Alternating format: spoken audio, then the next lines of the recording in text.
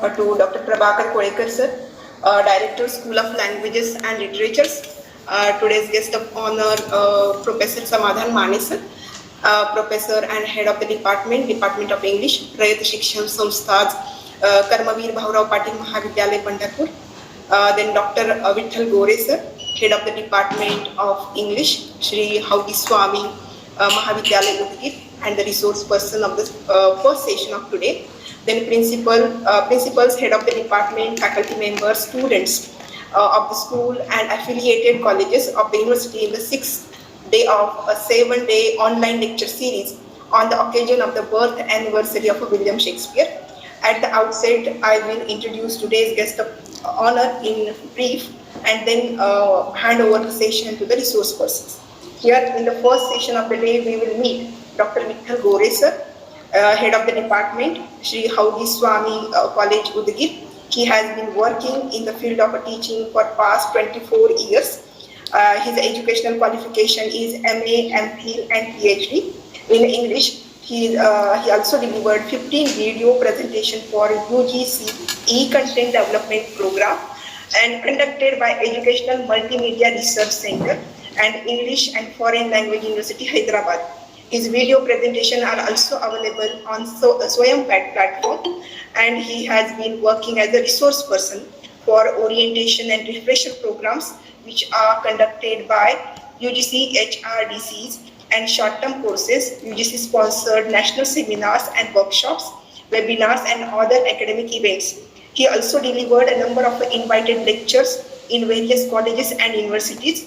Here, in addition to that, he also developed a language software, computer-based English language training program. Along with that, an in-house publication also goes to his credit, which was published in 2008 under the title English Language Communication Skills Lab Manual.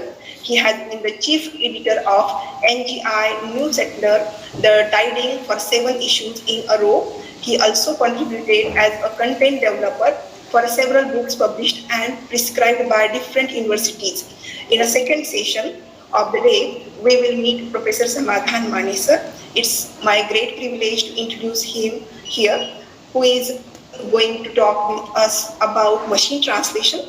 And in today's second session, he's working as a professor and head of the Department of English at the Prayat Shikshan Samstha's Karmavir Bhaurao Patil Mahavidyalay Pandharpur.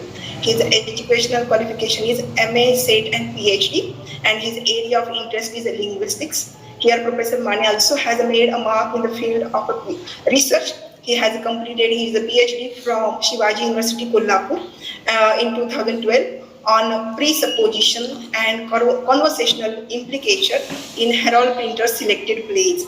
Here he has completed UGC-sponsored major research project on communicative competence of teachers in a primary and secondary schools, a study of English and semi-English medium schools in Western Maharashtra. He has also completed UGC-sponsored minor research project on the treatment of the cooperative principle in Chetan Bhagat's novel, A Pragmatic Perspective. The 7 students are pursuing PhD under his guidance. He is a member of a board of studies and also working on various bodies of the university. I wholeheartedly welcome you, sir, and request to Dr. Vitthal Gore sir to take a charge of the first session of the day.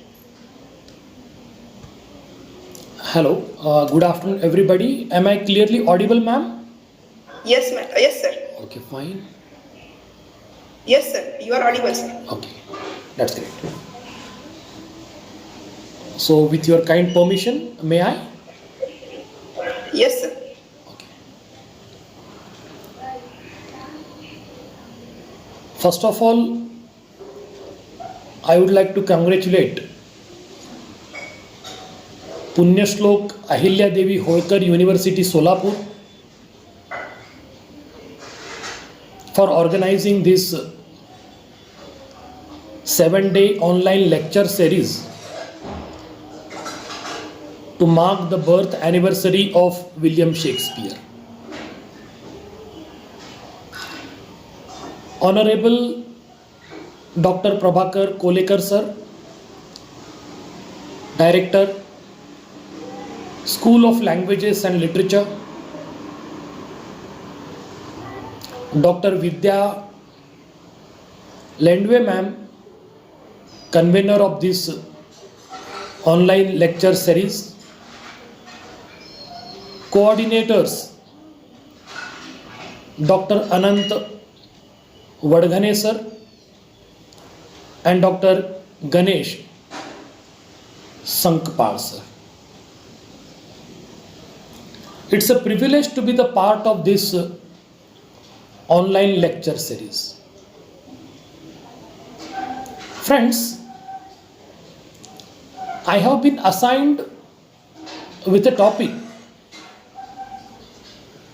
titled as Psychoanalytic Theory, a critical lens to human mind. I hope each one of you knows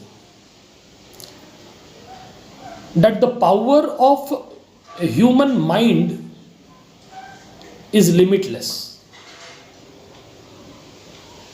And if at all you want to come across a few facts of brain or the facts related to brain,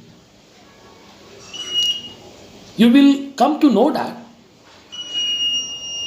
the average human brain is made up of 100 billion neurons and trillions of neural connections, and its computing power is unmatched by any supercomputer ever developed in the world.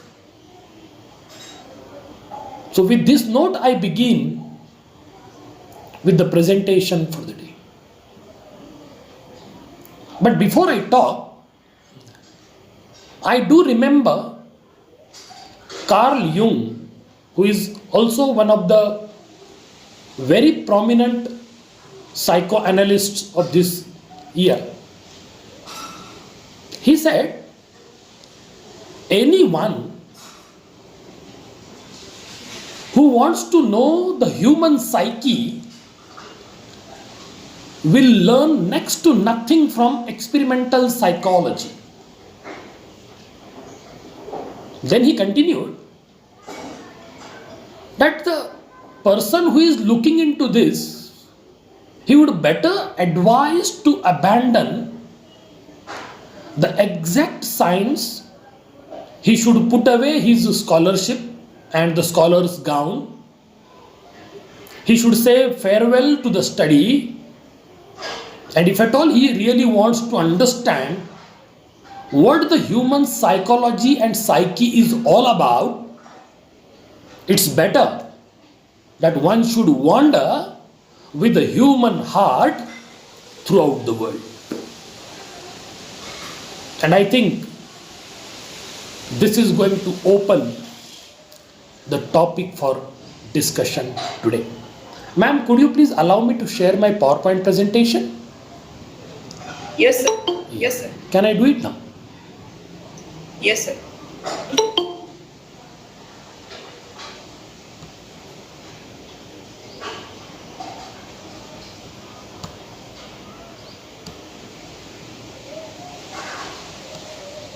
Is it visible, ma'am?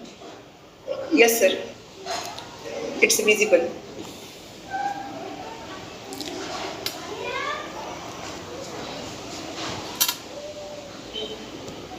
So just for a better connectivity, I'll just opt for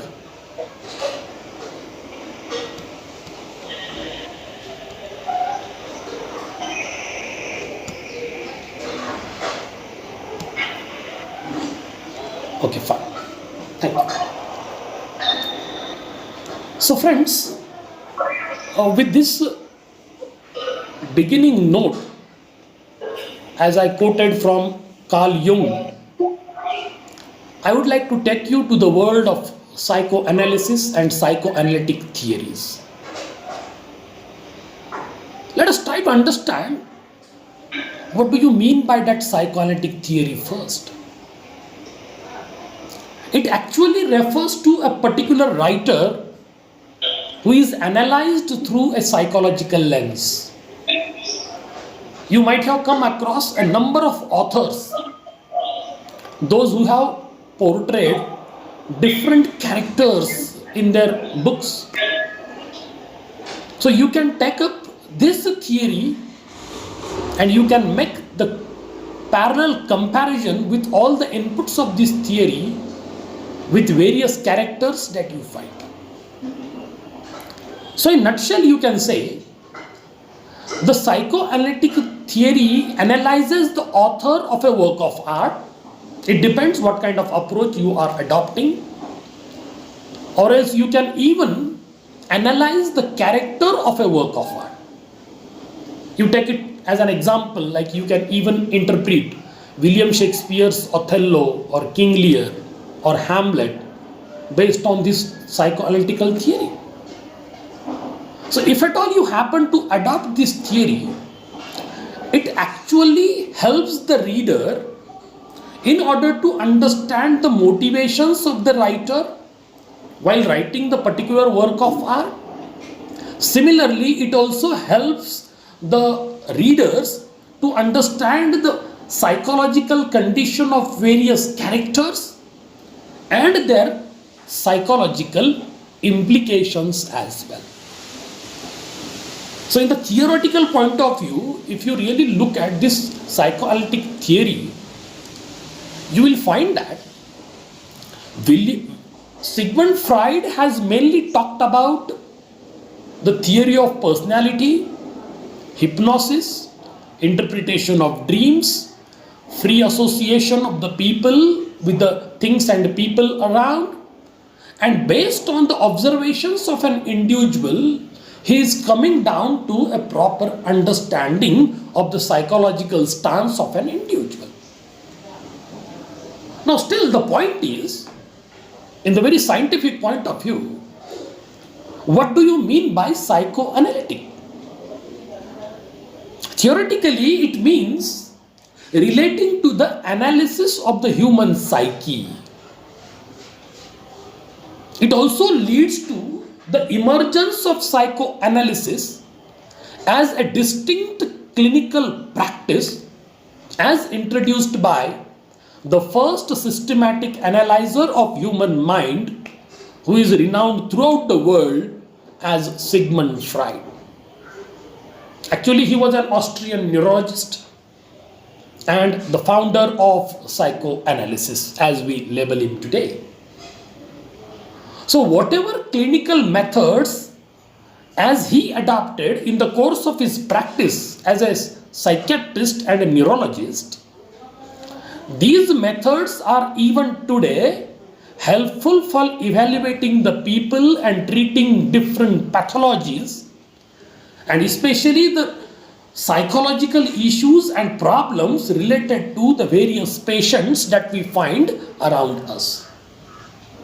And that's why I said earlier as well that this theory mainly focuses on the human psyche and the psychological implication of one's behavior. Now you get it into the finer details of this understanding. That is the understanding of the psychoanalysis or psychoanalytic theory as a term. If you refer to the Oxford English Dictionary, you will find that there is a definition provided. I quote, "A therapeutic method originated by Sigmund Freud for treating mental disorders by investigating the interaction of conscious and unconscious elements in the patient's mind and bringing repressed fears and conflicts into the conscious mind using techniques such as dream interpretation and free association." Now you see how this definition tells about the psychoanalysis as a whole, and that covers almost all aspects related to this particular theory that nowadays we adopt or use in order to interpret a work of art. Fundamentally, it is a therapeutic method. And of course, it is credited to Sigmund Freud, the first systematic analyzer of human brain. And in the course of the theory, you will come across a very particular concepts which are used and adopted by Sigmund Freud, like the conscious mind, unconscious mind, subconscious mind, the implication of human mind in different situations and conditions, and how a person behaves in one particular condition and the same person behaves differently in a different situation. So this therapeutic method has been introduced here by Sigmund Freud, and whatever techniques that he has introduced, like the interpretation of dream or free association or death will, or the concepts like ego, superego and id, and how to really analyze the human mind based on all these concepts that you will come to know shortly about it.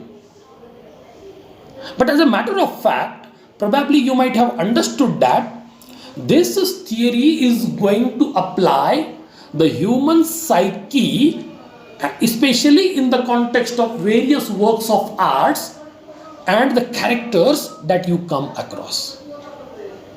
And while talking about the psychoanalytic theory, you need to also understand the wide scope of this psychoanalytic theory.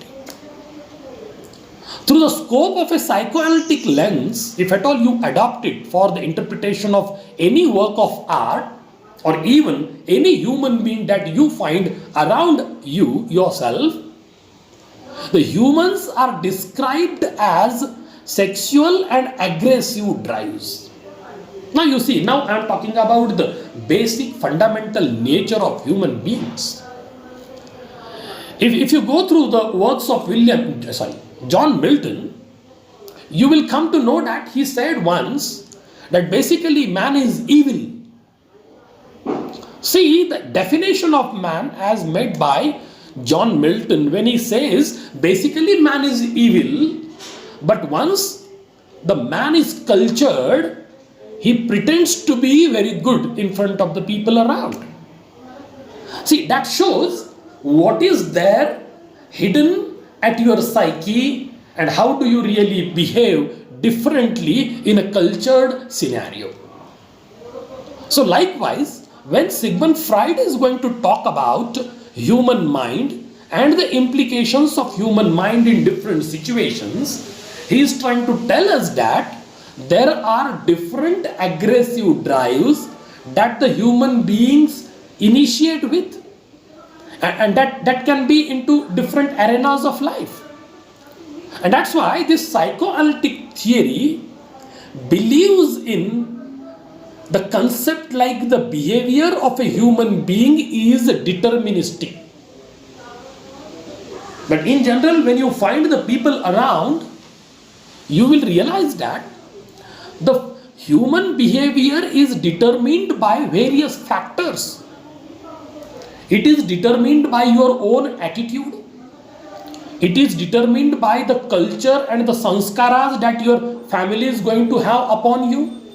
It is going to, it is going to be affected by the social environment and the social atmosphere. As you know, the man is known by the company he keeps. Of course, the kind of company that we have, maybe the colleagues or friends or those who play with you all time. So their psychology and attitude also creates certain influence upon you. And that's why Sigmund Freud said that the human behavior is deterministic because it is determined by several factors around us.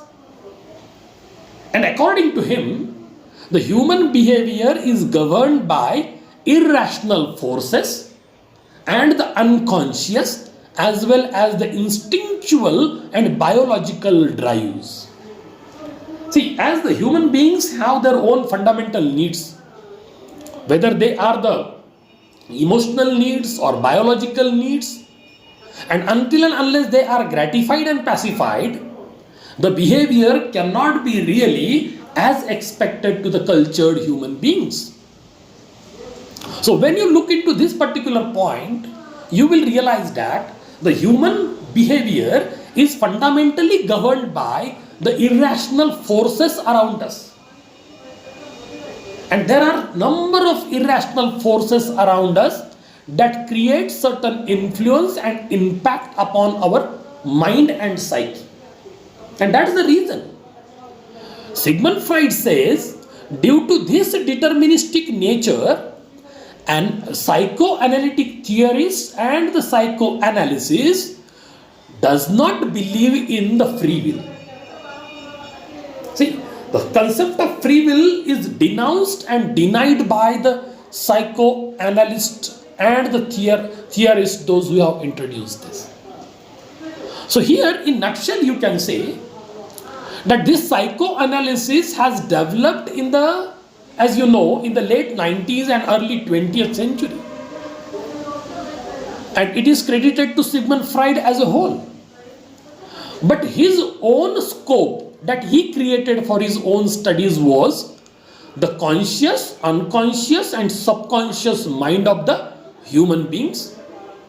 He is also trying to promote the concept of childhood influences. It means how the personality is going to develop in the course of time, and the childhood experiences are also going to create a deep impact on the psyche and psychology of a human being. So in this regard, I would like to quote one of the very important observations made by Sigmund Freud and his competitor Joseph Breuer. If at all you want to claim Sigmund Freud is the father of psychoanalysis, I would go beyond that and say that Joseph Breuer should be called the grandfather of psychoanalysis. Because both of them worked on a particular person called Anna O. Now you could see on your screen the image of this lady, even in the first image, and in the second she is standing in the middle. That is Anna O. And that case was very famous. And both of them, both the psychoanalysts, were working on this particular lady and the kind of mental problem that she had. Finally, after all their own observations, interpretations and better understanding of the psychology of Anna O, both of them came to a common understanding that it is only possible to understand her, and especially her background, and why she is having a fear for even drinking a glass of water, that what is deeply rooted in her psyche. If at all they wanted to understand that, they could have only the hypnosis, the only way to understand that. And by using the hypnosis techniques, they came to know about some of the things that even she could not tell in the conscious state of mind, whereas she could reveal so many factors, so many stories, so many happenings in her childhood, and based on that data that they gathered and collected and processed, Sigmund Freud and Joseph Breuer came to a better understanding of the psychological problems of this lady. Now I would like to, why did I told you all that?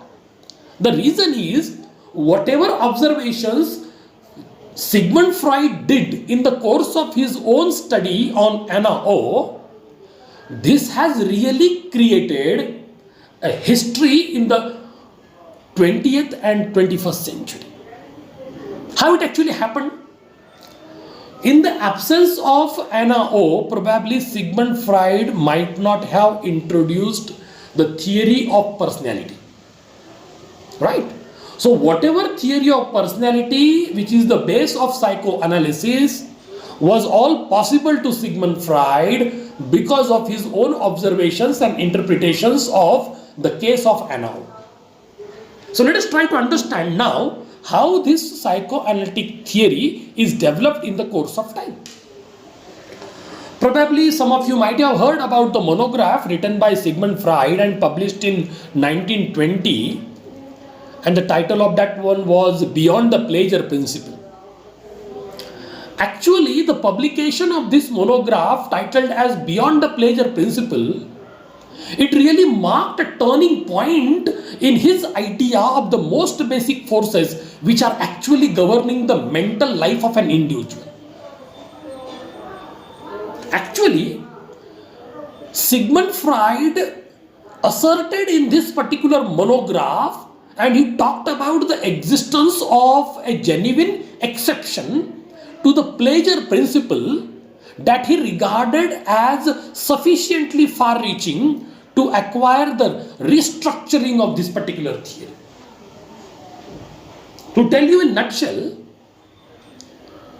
Sigmund Freud has generalized a few things, and he came to a common understanding that there are three different factors for human unhappiness. And these three factors are, he also called it human suffering, the factors or the resources responsible for human suffering or human unhappiness. Number one, our body. Number two, the external world that we have. And number three, the relations of an individual with the people around. But before I explain this, I would like to tell you one thing. If you just combine all these things together, you will realize that it is the expectation that you have in your mind from others and even from yourself that is the real cause of human suffering. If you want to remain happy in life, you simply do one thing. Don't expect anything from anybody. If you be so practical and totally stop expecting from others, automatically what will happen? You will have no reason to get dissatisfied with the people around. And there is no question of unhappiness. There is no question of human suffering. But anyway, as I am talking about Sigmund Freud now, and in his terms, these are the three reasons which are actually responsible for the human suffering as such. Now let us get into the theory of personality as introduced by Sigmund Freud. Most of you might have heard about how he has segregated and created several sections of the human brain based on his own observations and interpretations of human mind. But before I explain that, let us try to understand what is this theory all about, the theory of personality. When you say personality or when you utter the word personality, mind it well, personality is the product of several things around you. Members of your family, attitude of the people in your family, your own attitude, your religious concerns, your social concerns, your educational concerns, your people around, and the kind of culture and civilization that you are brought up into, the kind of language that you use and the surrounding that you get, and the kind of people that you have around as your friends and colleagues. Actually, personality development is such a complex thing that happens unconsciously. Actually, all these factors are responsible for the making of a personality. But now let us try to understand in terms of Sigmund Freud. According to him, the pleasure principle is the driving force of the id. Now I am gradually getting into three important terms which are used and promoted by Sigmund Freud. One is id, second is ego, and third one is superego. So what your Sigmund Freud said? He said that the pleasure principle, if at all you want to be happy, because man always wants happiness in life, and happiness can be attained in different ways, right? So the pleasure principle is the driving force of the id that seeks immediate gratification. Now you see, how do you gratify yourself? How do you pacify yourself? How do you feel like you are happy? It is a state of mind. It is all possible when you find that your needs are protected and provided, fulfilled, when your wants are also provided, and when your urges and drives are also pacified and gratified. When you attain all that and when you are in a position to get it, it means you experience a kind of happiness in life. And that is the pleasure principle in terms of Sigmund Freud. So the pleasure principle strives to fulfill our most basic and primitive urges also. And he is going to include 3 to 4 important factors under this particular category, because he called it the primitive urges, basic urges. Without that you cannot even imagine the presence and existence of a person, maybe a gent or a lady. He is going to include here, you have to pacify your hunger, you have to pacify your thirst, you have to, as we get angry because of several reasons, you have to control your anger, and then you have to gratify your sexual needs as well. And if at all these primitive urges are addressed properly, in general we can say that the person experiences a kind of pleasure in life. Now let us proceed further. Here you will find that the author is talking about the structure of personality, how the human being's personality is being structured, and what are the factors which are responsible according to Sigmund Freud. Here he says that the personality consists of 3 different elements, as I said just before. One is id, second is ego, ego, and third one is superego, that is superego. So here you have, now try to understand each one of them separately. It is the id, okay, id is the aspect of personality that is driven by the internal and basic and primitive drives and needs of a human being. And of course, these are typically instinctual, such as hunger, thirst, drive for the sex, or the requirements of your, or the demands of your libido, as I discussed just before some time. So here you will realize that the it is also the unconscious and the stems from our instinctive abilities. The human beings, human mind works on different lines in different situations. It is said that the unconscious mind works more than the conscious mind. Okay, and this is also the interpretation made by Sigmund Freud.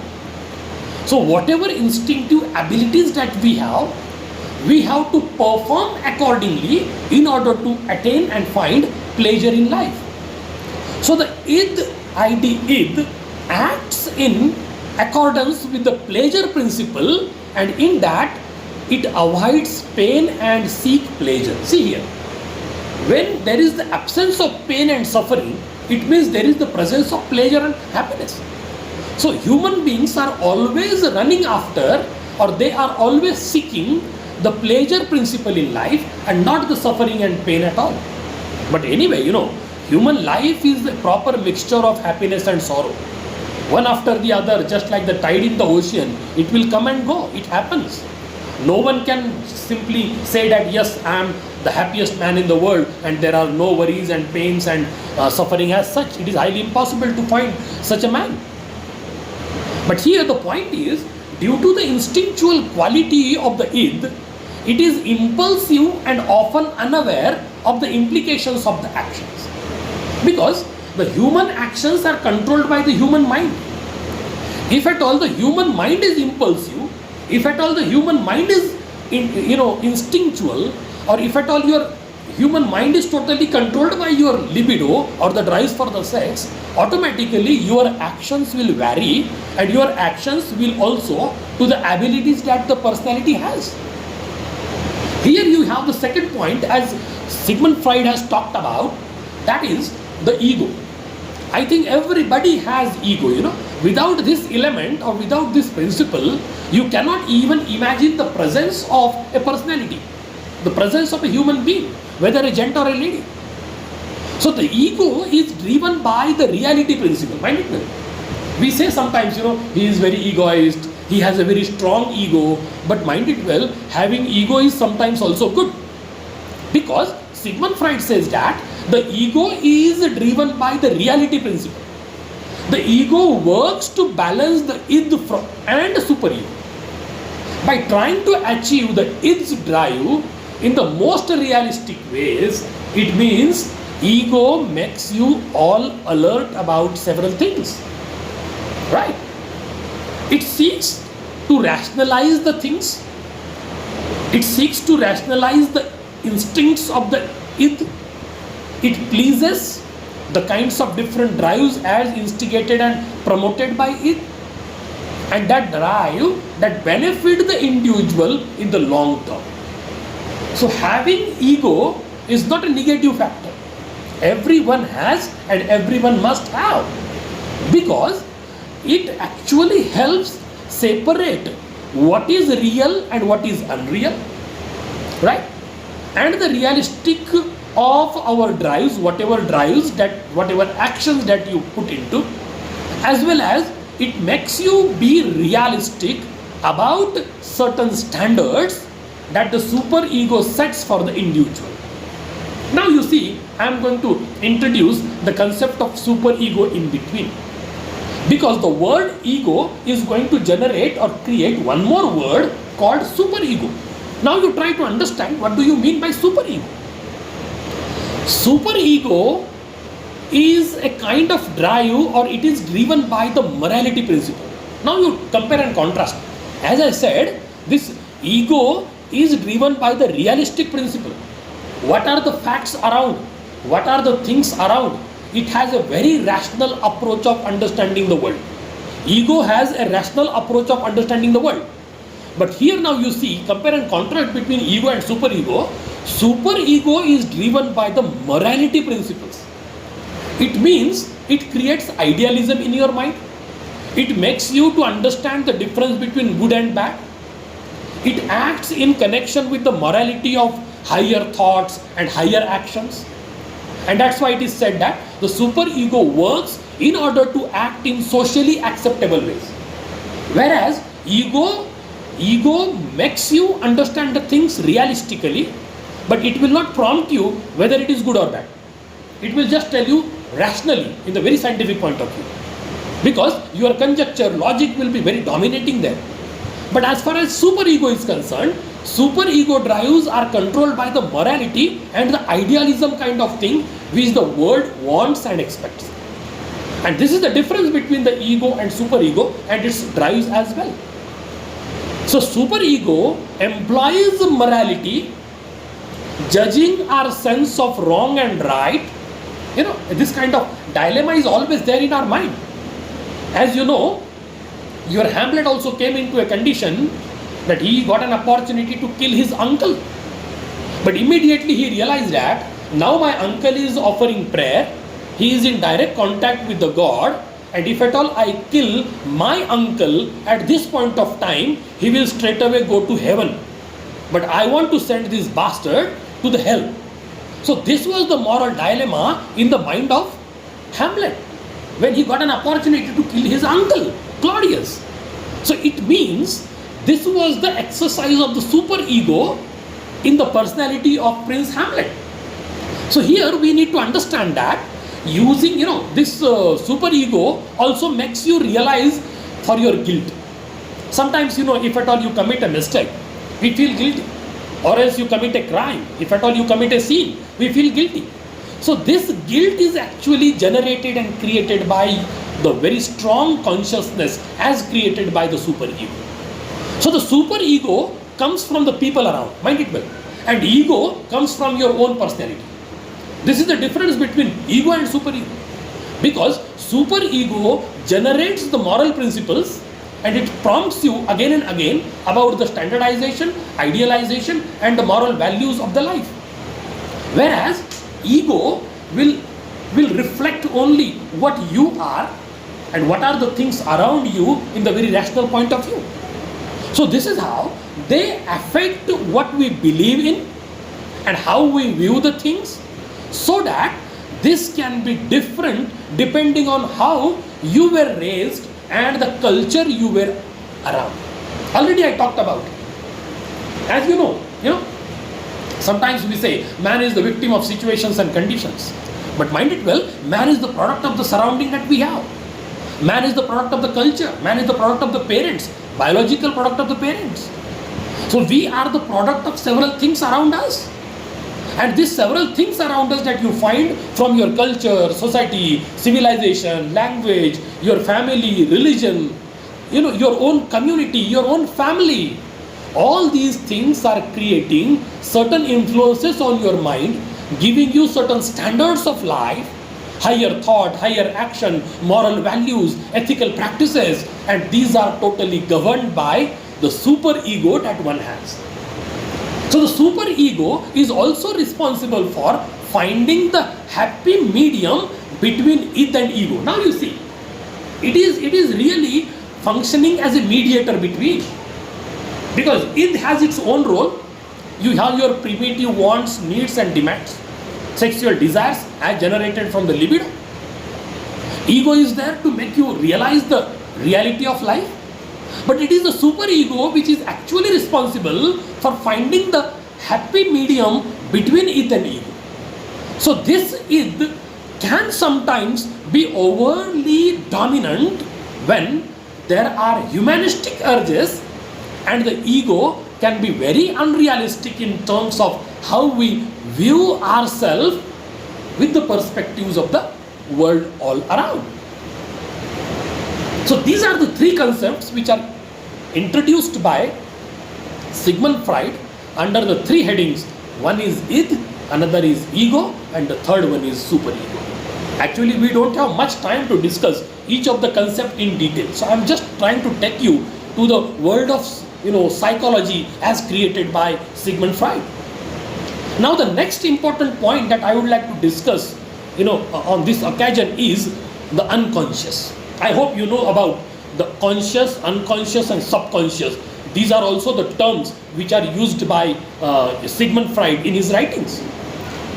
The unconscious is the portion of the mind of which a person is not actually aware of. And already I told, when we are conscious, our mind works the least. But when we are unconscious, our mind performs to its best.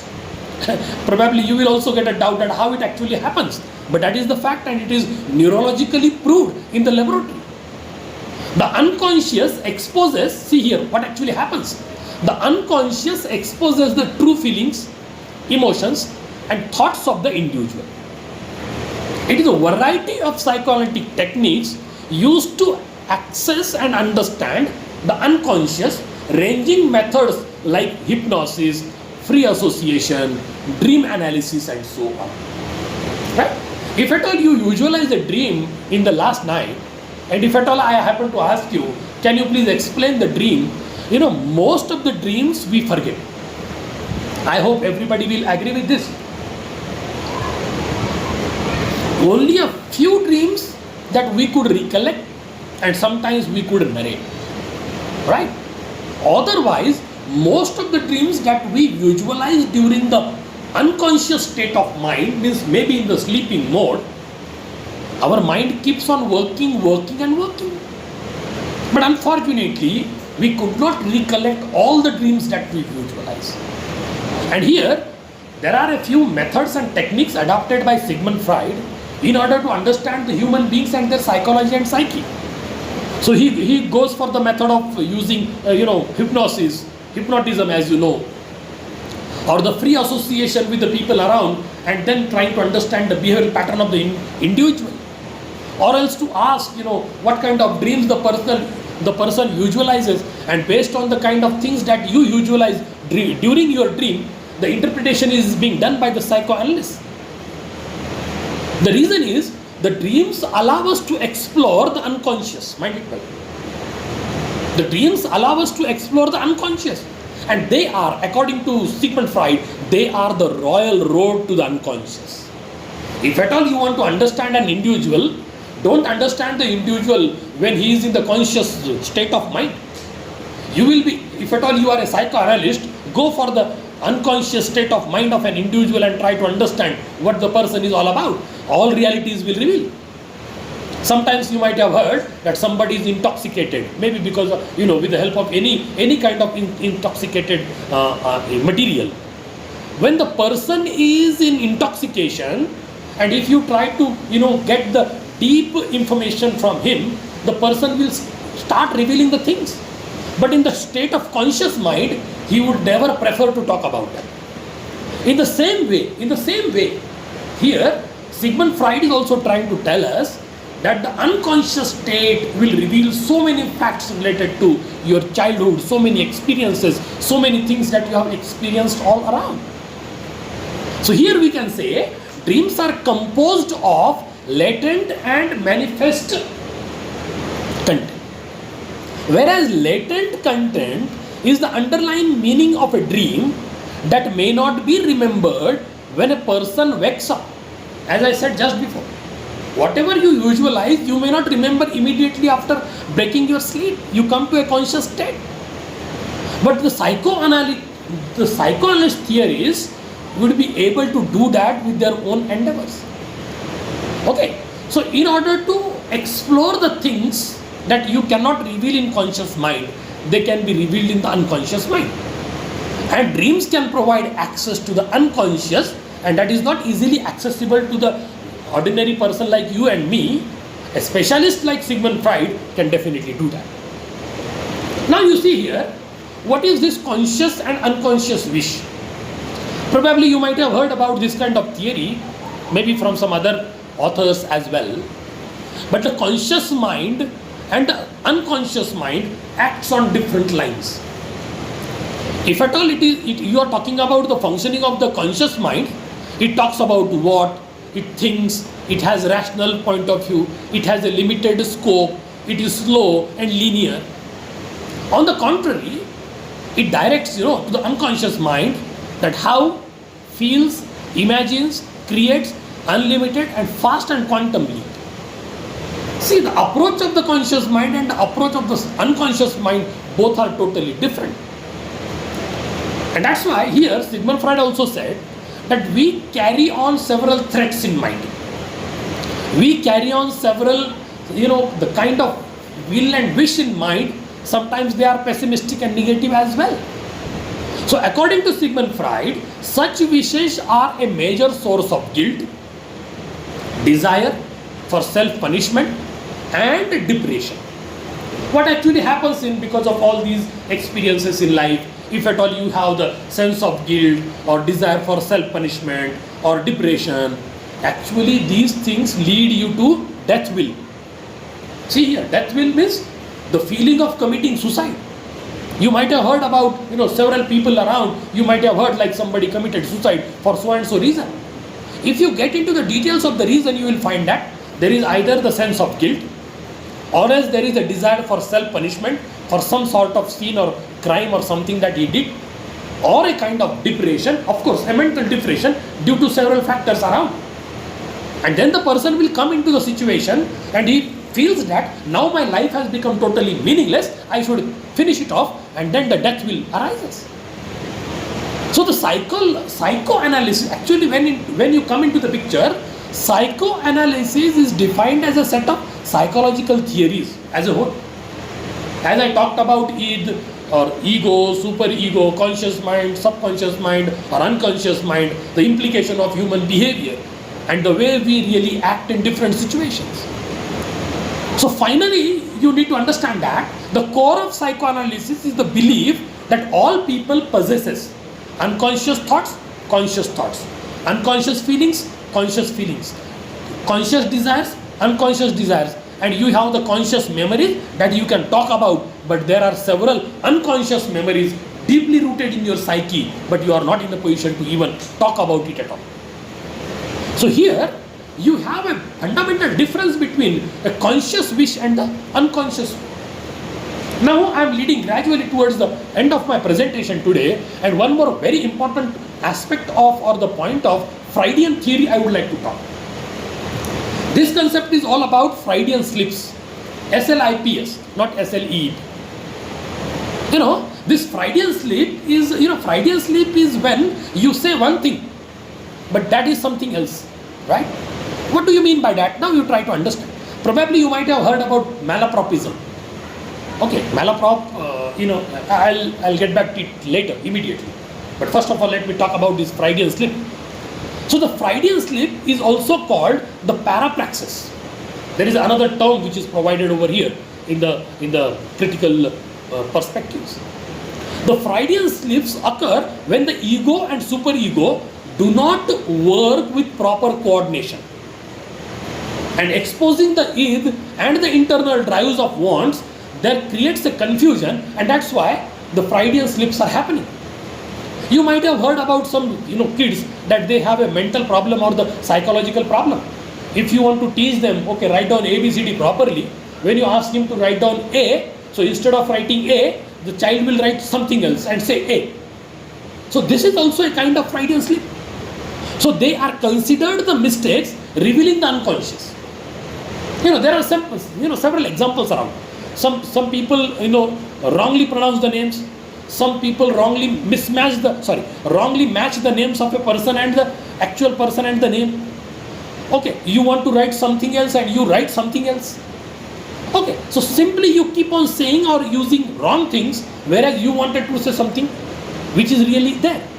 So when these slips are happening, these slips are called Freudian slips. Now you try to understand, especially in the literary point of view also. As you know, Sheridan has published his comedy of manners titled as The Rivals in 1775. One of the funniest characters probably you may remember by name Mrs. Malaprop.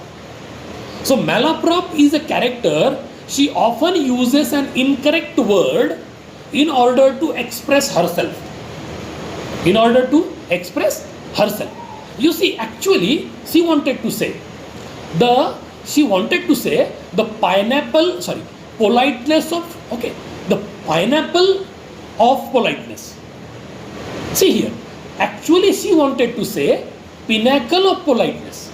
Pinnacle means the highest point of time. Okay, highest point.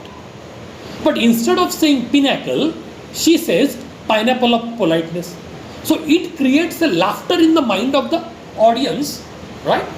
Likewise, if you get into the Shakespearean tragedies also, you will also come across such kind of characters that he created. Okay, you have several examples even in the writings of William Shakespeare.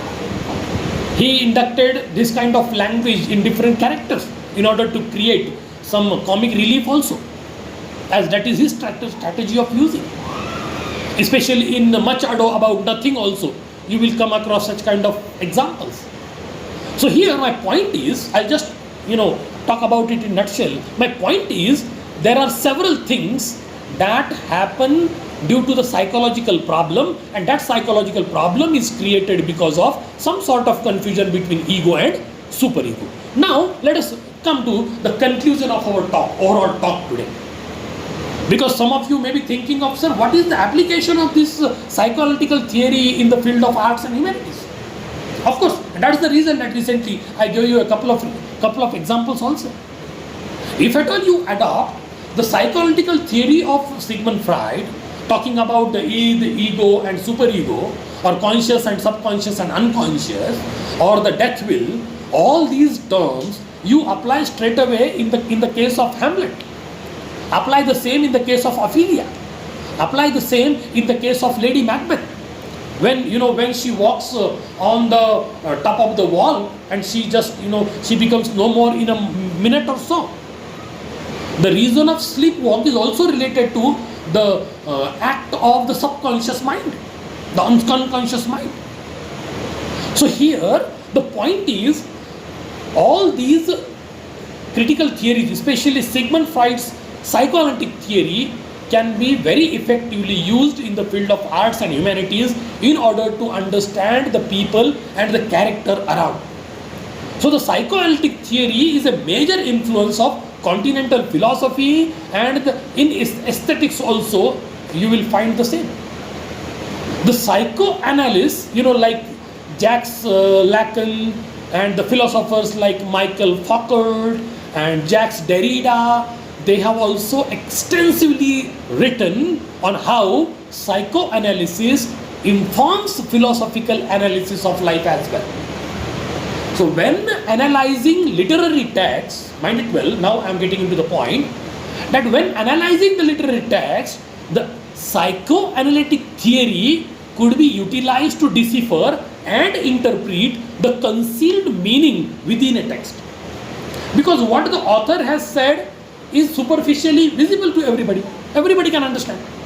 But if you want to interpret the concealed meaning of a text or a work of art, this psychoanalytic theory will be helpful to you. And suppose you also want to understand the intentions of the author, you can apply this theory in order to understand the intentions of the author before and while writing and for writing the particular work of art. Then you have, through the psychoanalysis of motives, Freud's theory can be used in order to help and clarify the meaning of the writing as well as the actions of the characters within the text. And already, along with several examples, we discussed about it. No doubt about it that you can interpret a work of art purely based on this particular theory of personality as introduced by Sigmund Freud, and similarly the theory of conscious, subconscious and unconscious mind, followed by some of the critical terms that he has already introduced in the course of his psychoanalytical work. So coming to the conclusion, your Freud, Sigmund Freud, what he said, we should seek happiness through love and work. The most important suggestion offered by this psychoanalyst is human beings should seek happiness by the means of or through love and work. It was his opinion. His opinion was that satisfying love or gratifying the requirement and feeling or needs of love and the relationship and the creative productive work hold the most value for the person who seeks to be happy. So this is the pleasure principle which is provided or advised by Sigmund Freud. Beyond that, Sigmund Freud's psychoanalytic theory of personality, the superego, is the component of personality composed of the internalized ideals, as I talked about moral values, ethical values, so on and so on about superego, that we have acquired from our parents. Mind it well. All these things already I told. First of all, our attitude is formed, our personality is formed biologically from our parents. Then our family contributes, members of the family contributes, community contributes, society contributes, your culture, civilization, language, education, and the people around, whatever that you have in your company around you, all these things contribute immensely in the making of a personality. Whether it is the making of the id, making of the ego, making of the superego, all these three factors are related to our survival in this mortal world. And so, the superego works to suppress the urges of the id and tries to make the ego behave morally rather than realistically.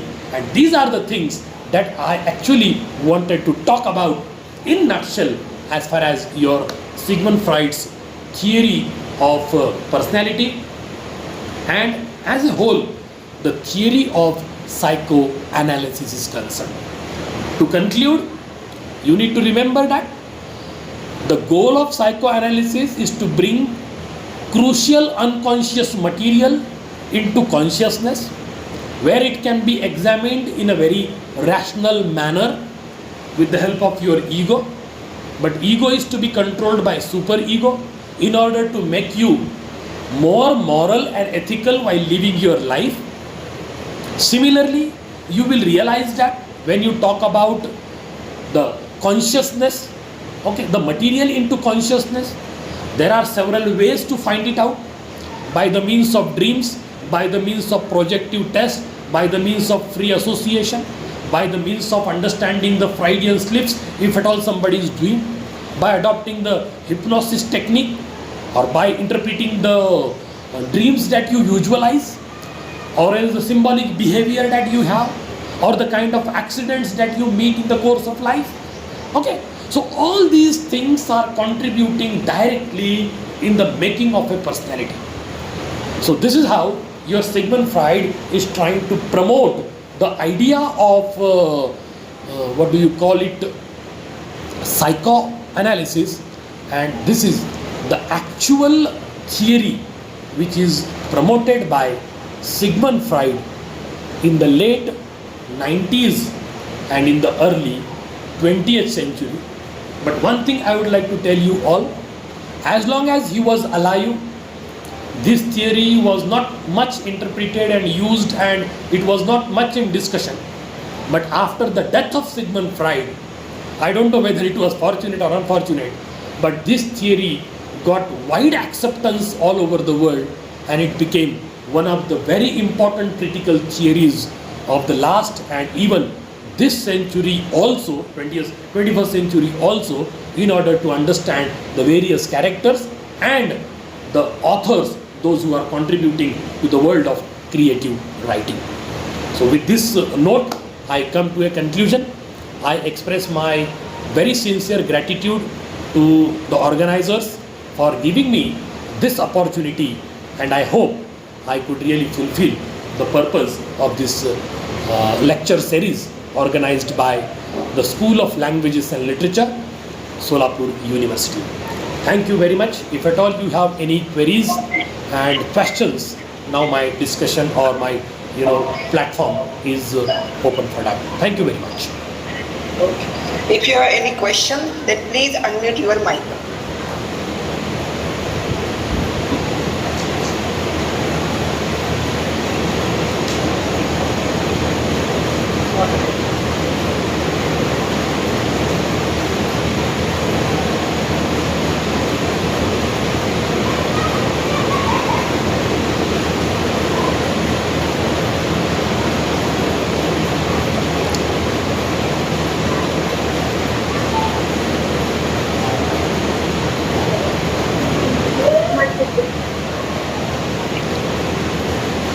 Sir, you talked about unconscious mind.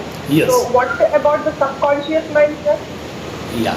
Conscious and unconscious mind you talked, and what is the function, what is the role of the subconscious mind in Yes. rolling the personality, developing the personality?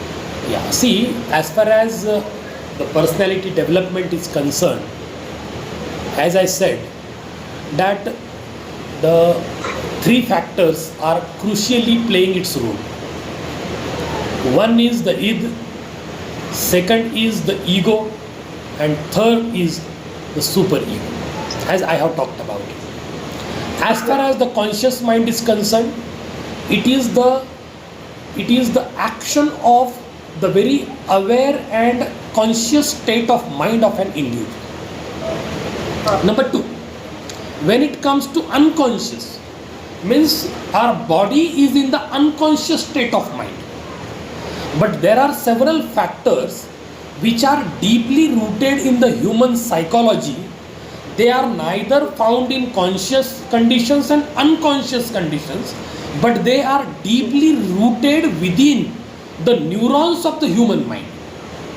Maybe due to certain reasons, they went into the backdrop memories.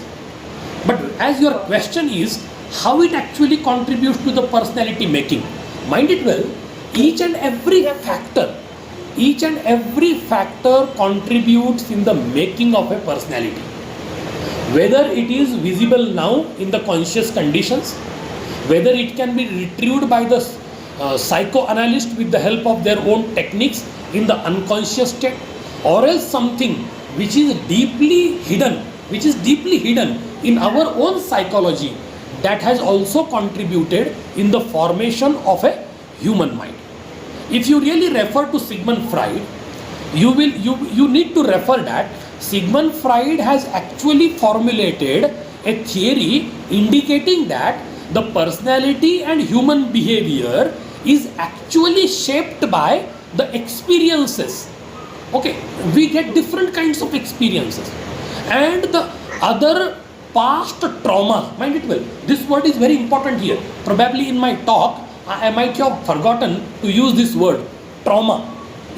When you experience something very traumatic, that creates a deep impact on the mind of a child.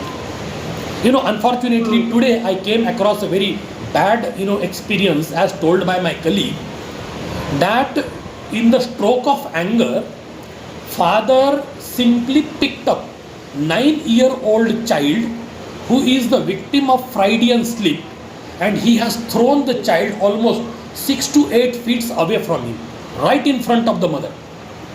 And what was the reason? the father who is a bookseller, okay, he runs a shop, a small shop of books and all, stationery. So maybe he has his own psychological problems. He has over expectation from the child. Unfortunately, the child is not performing well in the school and tuition class. So what happens then? Because of that irritation, he picked up the child, because the child was making several mistakes whenever inquired and asked, as the child is the victim of the Freudian slip. So instead of calling 10, 10, he calls it 20. Instead of calling ABCD properly ABCD, he will call it anything that he wants. And he starts, mischievously behaving. So he simply picked up the child and throw away almost 6 to 8 feet from him. Now you see here why this actually happened. There is a psychological problem with the father. Now there is a traumatic experience for the child. Now the child, if somebody utters the name of the father, the child is now expressing a kind of threat in his mind. No, I don't want to see my father. Now you see, the child has already developed, one threat and trauma in his own mind, and it will have a long run deep impact on the conscious, subconscious and unconscious mind of the child. So this is going to be, maybe tomorrow the child may recover from this Freudian slip or not. He may be recovered or not, I don't know, I cannot say about it. It is simply advisable now to go to the psychiatrist and don't go alone. Take the father also along with, so that the problem will be addressed properly. So my point is, conscious, unconscious and subconscious, in all these states of mind, our personality has its own contribution. No doubt about it. Thank you, sir. Pleasure. Thank you, sir, for a nice presentation and systematic way of explaining. This is psychoanalytic.